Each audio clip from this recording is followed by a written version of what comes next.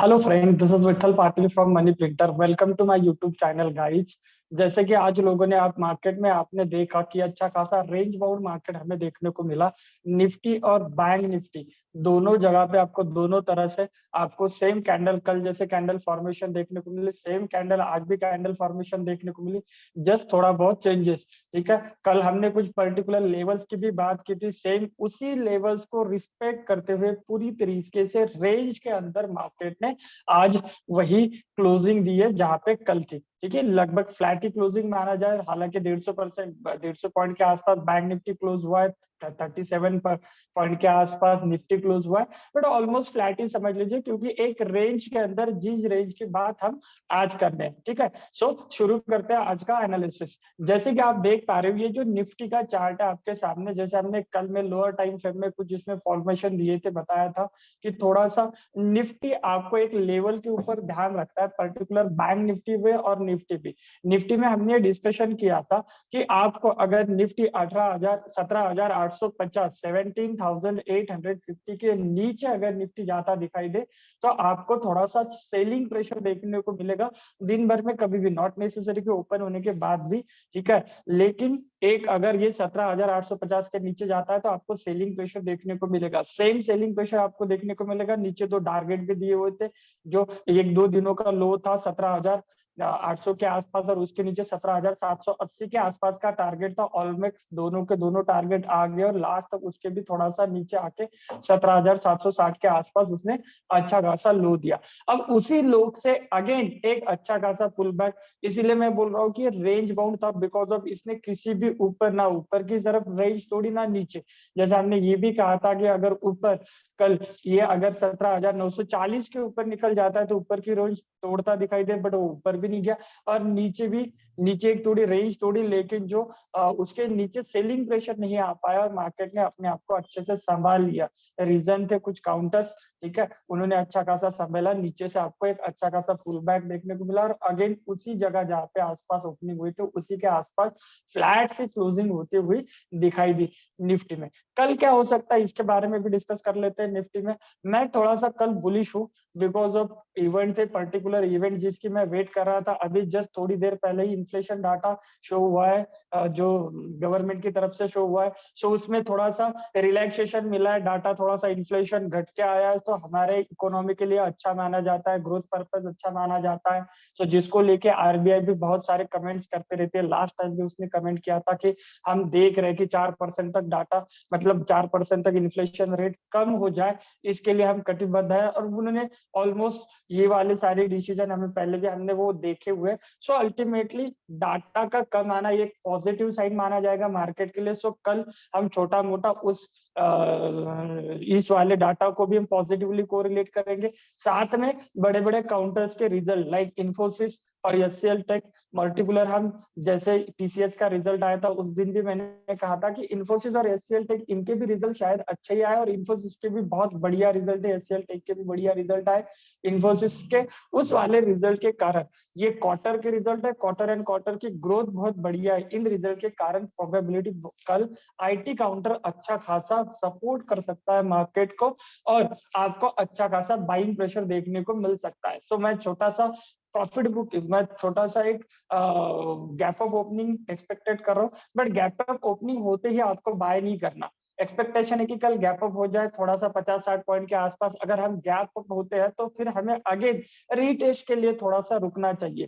थोड़ा सा अगर हम गैप अप होते हैं, लगभग अगर हम 30-40 पॉइंट का गैप अप देते हैं, 50 पॉइंट का गैप अप दे देते हैं, लगभग 17,930-40 के आसपास, और वहां से अगर रिट्रेस करके नीचे अगेन आ जाता है और फिर हम सपोर्ट ले लेते हैं इसी जहां पे आज की क्लोजिंग है, लगभग उसी कैंडल के आसपास, या फिर ओपनिंग बोल लो कि आप अगर 940 के आसपास ओपन होते हो फिर वापस से रिट्रेस करने 17,900 के आसपास आते हो, तब आपको जाके बाय करना है निफ्टी में। और पर्टिकुलर पहले टारगेट रहेंगे 17,966। ठीक है, सो ये टारगेट के लिए आप होल्ड कर सकते हो। उसके ऊपर अल्टीमेट टारगेट रहेंगे 18,000। जब तक हम 18,000 के ऊपर नहीं जाएंगे हम किसी भी प्रकार के बुलिश व्यू के साथ ऊपर नहीं जाएंगे। हाँ, अभी थोड़ा सा बेरिश भी नहीं है, आज कल के लिए हम पॉजिटिव है। कल के लिए पॉजिटिव है, उसी के अंदर जितना रेंज में ट्रेड करने के लिए हमें मिलेगा उतना ही हम ट्रेड करेंगे। जैसे आज मौका मिला बैंक निफ्टी पे, अच्छा खासा ट्रेड भी हुआ, फिर मैंने ग्रुप में भी अच्छा खासा मेंशन हो, उस पर भी डिस्कस कर लेते हैं। सो कल निफ्टी में अगर कुछ गैप अप हो जाता है 50-60 पॉइंट के आसपास, और फिर गैप अप होने के बाद जब प्राइजेस नीचे रिट्रेस करने आएगी तब आपको वापस से बाय करना है।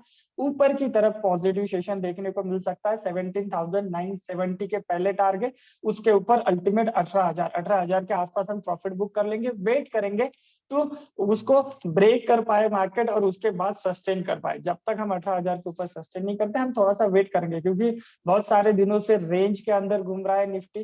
ठीक है, पॉसिबिलिटीज है कि पॉजिटिव सेंटिमेंट जैसे इन्फ्लेशन डाटा और ये पॉजिटिव रिजल्ट को देख के, क्योंकि आईटी के ही काउंटर से स्टार्टिंग हुए पूरे मार्केट के रिजल्ट सेशंस की, सो पॉसिबिलिटी है कि इनके काउंटर के रिजल्ट अच्छे है तो आने वाले दिनों में बाकी काउंटर भी एक्सपेक्ट कर जाए कि हमारे भी रिजल्ट अच्छा है, तो उस वाले एक्सपेक्टेशन के साथ एक एक्सपेक्टेड रैली आ जाए जो आपके इस छोटे मोटे ये जो डाउन ट्रेंड, बहुत दिनों से थोड़ा डाउन ट्रेंड कह लो या फिर साइडवेज कह लो, ये जो ट्रेंड चल रहा है इस ट्रेंड को थोड़ा सा रोक के थोड़ा सा ऊपर ब्रेकआउट देता हुआ नजर आए। बट अल्टीमेट 18,000 के ऊपर जब तक निफ्टी नहीं जाएगा आपको बुलिश नहीं होना है।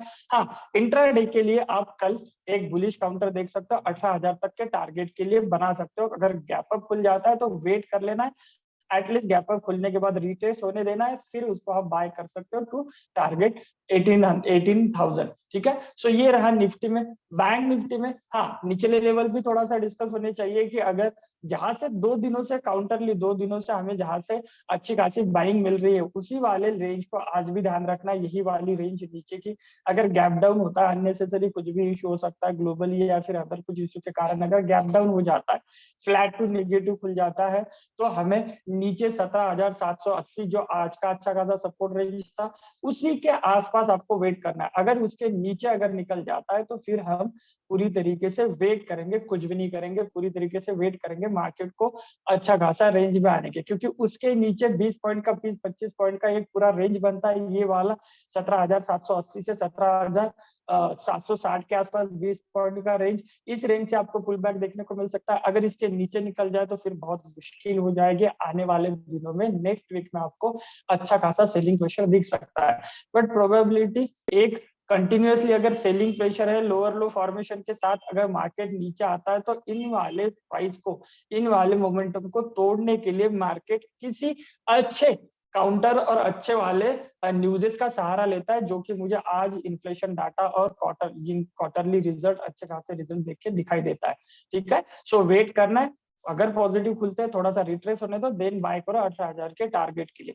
बैंक निफ्टी में क्या हो सकता है, पहले कल वाली बात कर ले। कल हमने इस रेंज की बात की थी, मैंने ये पर्टिकुलर आप लोगों को बताया था कि अगर हम इस रेंज के अंदर है, कल हम पहले ही निगेटिवली खुल के नीचे आ जाते हैं 42,000 के आसपास। ये प्रॉपर डिस्कशन हुआ था कि हम इस रेंज के अंदर है, अगर हम निगेटिव खुलते हैं या फिर हम थोड़ा सा खुल के निगेटिवली कोरिलेट करते हैं नीचे आते हैं 42,000 के आसपास, तो वहां पे आप बाय कर सकते हो। ऊपर के टारगेट रहेंगे 42,300, लगभग उसी टारगेट को टच किया, वो रेजिस्टेंस था। और हमने उस रेजिस्टेंस की भी बात की थी कि अगर इस रेजिस्टेंस को ब्रीच कर पाता है तो ऊपर 42,580 के आसपास जाएगा, रादर नीचे। वही हुआ, प्राइस थोड़ा सा ओपन हुई, ओपन होने के बाद नीचे आया, नीचे आने के बाद 42,000 के आसपास आई, वहां से उसने सपोर्ट लिया और दूसरे ही कैंडल ने 42,300 का लगभग इसमें मॉर्निंग में ही बहुत बढ़िया वाला गेन मिला। उसके बाद वहां से एक छोटा खासा रिवर्सल वेट कर रहा था मैं इस कैंडल के, 2 कैंडल के फॉर्मेशन, जैसे ही इन वाले कैंडल्स के नीचे क्लोजिंग, देन तीसरी ये पूरी तरीके से नीचे लेवल, जहां पे हमने डिस्कशन भी कहा था कि ऊपर से जब अगर मार्केट 42,000 के नीचे निकल जाती है तो फिर आपको 41,700 तक के नीचे के लेवल देखने को मिल सकते हैं। लगभग उसी लेवल के आसपास, उसी लेवल के आसपास बॉटम तक प्राइस आ चुकी थी जब मैंने आपको ग्रुप में मैसेज भी डाला कि डन, आज का इसका काम खत्म हो गया, कि 41,740 के आसपास वो नीचे का उसका लो था, तब इसका डन हो गया मैसेज। उसके बाद आपने वापस से देखा कि यहाँ से आपको एक पुल बैक भी दिखाई दिया। ठीक है, अब कल के लिए again sentiment positive, like same Nifty bank Nifty की भी बात है। कि हम पॉजिटिव ओपनिंग मैं एक्सपेक्टेड कर रहा हूँ, नॉट नेसेसरी कि हो, बट मैं एक्सपेक्टेड कर रहा हूँ बिकॉज ऑफ आज की क्लोजिंग जाते जाते अच्छा खासा बाइंग प्रेशर क्रिएट हुआ है। सो काउंटर्स ने भी अच्छा खासा, लाइक आईसीआईसीआई बैंक, साथ में एक्सिस बैंक ने बहुत अच्छे से खुद को रिकवर कर लिया। 2.5% के आसपास नीचे था, फिर वो 1.5% तक नीचे, मतलब अपने आप को अच्छा खासा रिकवर कर लिया। फाइनेंस में अच्छे खासे काउंटर्स में बाइंग प्रेशर देखने को मिला लास्ट में। सो पॉसिबिलिटीज है कि कल हम बैंक निफ्टी में भी गैप अप खुले। गैप अप खुलने के बाद अगेन सीधा बाय नहीं करना है, आपको वेट करना है। गैप अप खुल जाए अगर 200-300 पॉइंट, मान लो हम अगर 150 या 200 पॉइंट ऊपर खुल जाए, जहाँ पे क्लोज दिया है 40, लगभग पकड़ो 42,100 के आसपास, उसके ऊपर हम अगर गैप अप खुल जाते हैं 42,300 के आसपास, थोड़ा सा वेट कर लेना, प्राइस को नीचे आने देना, फिर नीचे आने के बाद बाय कर लेना ऊपर के टारगेट 42,500 के लिए। ठीक है, सो ऊपर के काउंटर फ्लैट खुलता है तो भी वेट कर लेना, ऊपर की तरफ आपको पॉजिटिविटी देखने को मिल सकती है 42,300 और उसके ऊपर 42,580 के टारगेट आपको देखने को मिल जाएंगे कल, अगर निगेटिवली कोरिलेट करता है। ठीक है, उसके बाद कर लेते हैं, अगर निगेटिवली कोरिलेट करता है तो आज ही का वही वाला रेंज 42,000 टूटने के बाद वही वाला रेंज 41,700-800 के बीच में, इसी वाले अच्छे खासे जोन के आसपास आपको बाइंग प्रेशर देखने को मिल सकता है। अननेसेसरी बहुत ही ज्यादा सेलिंग प्रेशर बढ़ता है जिसकी भी उम्मीद ना के बराबर है, बढ़ भी जाता है तो फिर आपको नीचे के तौर पे बहुत बड़े रिजल्ट, बहुत बड़े टारगेट देखने को मिल सकते हैं। ठीक है, सो हम वेट करेंगे, पॉजिटिव खुलते हैं तो थोड़ा सा पहले 10-15 मिनट में वेट करेंगे, प्राइस को पुल ऑफ कर, मतलब थोड़ा सा ईज करने देंगे, और उसके बाद बाय करेंगे रीट्रेस पे, देन ऊपर के साइड के लिए हम थोड़ा सा कल पॉजिटिवली मार्केट को कोरिलेट कर रहे हैं। ठीक है, सो खुलने दो, उसको थोड़ा सा ओपन होने के बाद थोड़ा सेटल होने दो, उसके बाद बाय करो लॉन्गर, ये छोटे मोटे इंट्राडे के टारगेट के लिए। हाँ, निफ्टी में जैसे उस प्रकार के वाक्य है, वैसे ही बैंक निफ्टी में जब तक हम 42,600 इस वाले टारगेट मान लो, चलो टारगेट तो मेरा 500 ही रहेगा, बट उसके ऊपर जब तक हम बैंक निफ्टी में 42,700 के ऊपर नहीं निकलते तब तक हम लॉन्ग नहीं होंगे।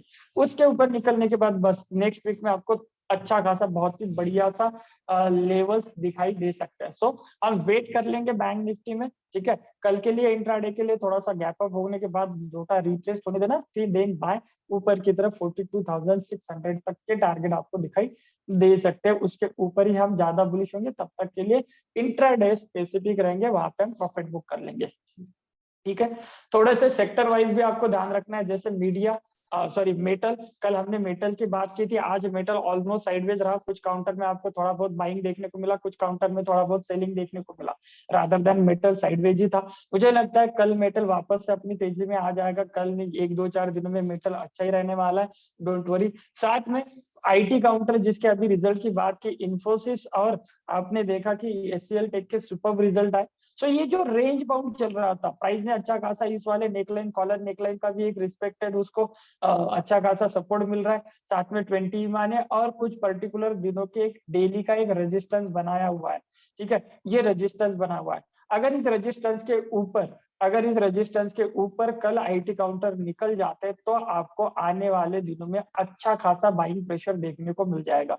और पॉसिबिलिटीज है कि इन्फोसिस और इनके रिजल्ट, अभी रिजल्ट बेसिस हम ज्यादा ट्रेड नहीं करते, बिकॉज ऑफ रिजल्ट के बाद एक्सपेक्टेशन खत्म होती है, तो उसके बाद कभी कभी ट्रेड, जैसे इन्फोसिस की बात है कि इन्फोसिस से रिजल्ट तो अच्छा है, बट बहुत बार ऐसा होता है कि रिजल्ट अच्छा आने के बाद एक्सपेक्टेशन खत्म होने के बाद की कभी कभी वो शेयर साइडवेज भी हो जाता है। सो इसके वजह से रिजल्ट बेसिस नहीं, बट आने वाले दिनों की एक्सपेक्टेशन, और जो नैस्डैक कंटिन्यूअसली अप कंटिन्यूअसली 4-5 दिनों से अच्छा खासा जा रहा है, उसके बेसिस भी हम कह सकते हैं कि ये ट्रेंड कल टूट जाए, ये वाला डेली रेजिस्टेंस ब्रेकआउट दे जाए, और फिर आपको ऊपर 2-4 दिनों में नेक्स्ट वीक में अच्छा खासा बाइंग प्रेशर, जो हमने संडे की भी कहा था, वो देखने को मिले। ठीक है, और उसके बाद यस, हम ऑब्वियसली संडे लाइव सेशन में डिटेल में सेक्टर का एनालिसिस करते हैं, डिटेल में काउंटर का एनालिसिस करते हैं। ठीक है, सो वो पर्टिकुलर स्टूडेंट के साथ, मनी प्रिंटर स्टूडेंट के साथ वो एनालिसिस किया जाता है। अगर आप भी स्टूडेंट के लिए एनरोल करते हो या रजिस्ट्रेशन करते हो तो आप भी लोग संडे लाइव सेशन देख पाओगे। ठीक है, सो अल्टीमेटली आईटी काउंटर्स में मुझे अच्छा खासा पॉजिटिविटी के साथ एक ब्रेकआउट दिखाई देता है, तो उस पर भी ध्यान रहना है। मीडिया काउंटर पे अच्छी खासी आज बाइंग देखने को मिली, पर्टिकुलर आपने एक न्यूज देखी होगी, पीवीआर और आइनॉक्स लेजर इन दोनों का मर्जर हो रहा है, उसकी वजह से पॉजिटिव न्यूज थी, ये कंटिन्यू करता दिखाई दिया। और इस पे अब जील एंटरटेनमेंट, जी एंटरटेनमेंट, जील जो है वो पार्टिसिपेट करता दिखाई दे, बिकॉज ऑफ उसका चार्ट अच्छा खासा सपोर्ट कर रहा है। ठीक है, कुछ स्पेसिफिक काउंटर पे भी बात करनी चाहिए, जैसे मुझे लगता है डीएलएफ, इसकी क्लोजिंग बहुत ही बढ़िया रही है, 200 ईमा के ऊपर सस्टेन कर रहा है, एक नेकलाइन का ब्रेकआउट ऑलमोस्ट देने के लिए रेडी है, बहुत दिनों से बेस कैंडल बना रहा है। सो एक्सपेक्टेड अगर हम गैप अप खुल जाते हैं 20 ईमा के ऊपर, तो फिर आपको अच्छा खासा बाइंग प्रेशर डीएलएफ में देखने को मिलेगा। सो डीएलएफ पे आप लोगों को ध्यान रखना है।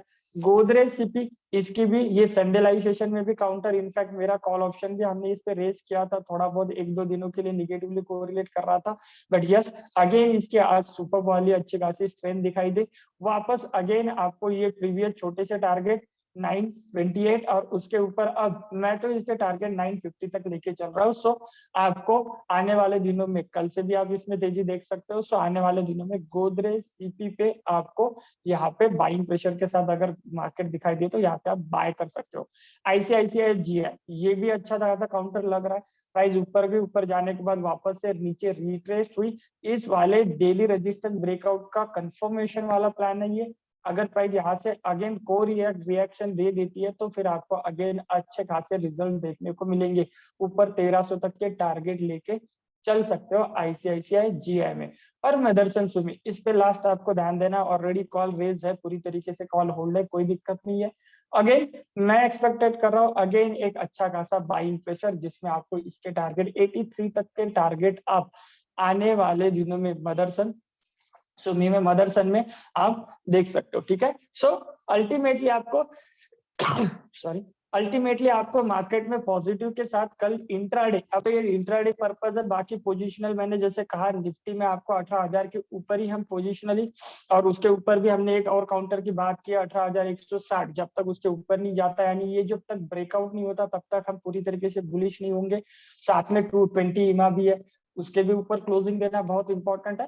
सो हम थोड़ा सा वेट कर लेंगे मार्केट में, लेकिन कल इंट्राडे के लिए निफ्टी और बैंक निफ्टी वो दोनों जगह हम प्लान कर लेंगे, और इसमें हम इंट्राडे पर्पस, जैसे आज हमने इंट्राडे में 2 बार प्लानिंग की थी, सेम वहां पे भी हम प्लान कर लेंगे, और इंट्राडे के लिए बुलिश काउंटर को, बुलिश मार्केट का व्यू लेके कल के लिए चले जाएंगे। ठीक है, अगर आप लोगों को वीडियो पसंद आया हो तो लाइक करिए, सब्सक्राइब करिए, और आज के लिए इतना ही। थैंक्स।